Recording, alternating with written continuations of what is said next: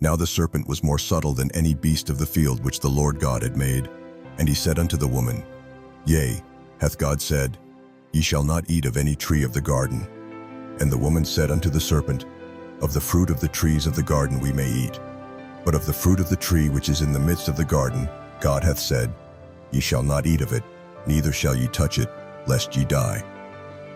And the serpent said unto the woman, Ye shall not surely die. For God doth know that in the day ye eat thereof, then your eyes shall be opened, and ye shall be as God, knowing good and evil. And when the woman saw that the tree was good for food, and that it was a delight to the eyes, and that the tree was to be desired to make one wise, she took of the fruit thereof, and did eat. And she gave also unto her husband with her, and he did eat. And the eyes of them both were opened, and they knew that they were naked. And they sewed fig leaves together, and made themselves girdles. And they heard the voice of the Lord God, walking in the garden toward the cool of the day. And the man and his wife hid themselves from the presence of the Lord God amongst the trees of the garden. And the Lord God called unto the man, and said unto him, Where art thou? And he said, I heard thy voice in the garden, and I was afraid, because I was naked, and I hid myself. And he said, Who told thee that thou wast naked? Hast thou eaten of the tree whereof I commanded thee that thou shouldest not eat? And the man said, The woman whom thou gavest to be with me, she gave me of the tree, and I did eat.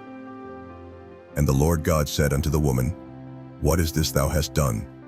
And the woman said, The serpent beguiled me, and I did eat. And the Lord God said unto the serpent, Because thou hast done this, cursed art thou from among all cattle, and from among all beasts of the field. Upon thy belly shalt thou go, and dust shalt thou eat all the days of thy life. And I will put enmity between thee and the woman, and between thy seed and her seed. They shall bruise thy head, and thou shalt bruise their heel. Unto the woman he said, I will greatly multiply thy pain and thy travail. In pain thou shalt bring forth children, and thy desire shall be to thy husband, and he shall rule over thee.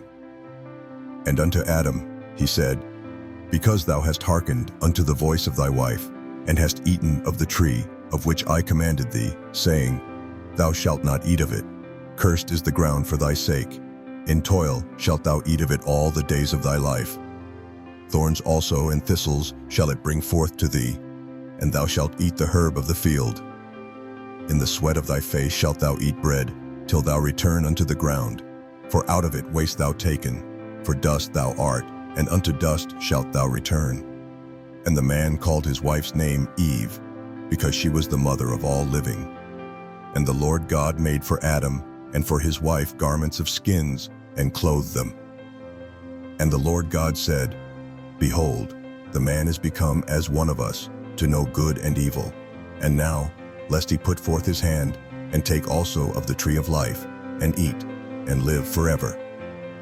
Therefore the Lord God sent him forth from the Garden of Eden, to till the ground from whence he was taken. So he drove out the man, and he placed at the east of the Garden of Eden the cherubim, and the flaming sword which turned every way, to keep the way to the tree of life.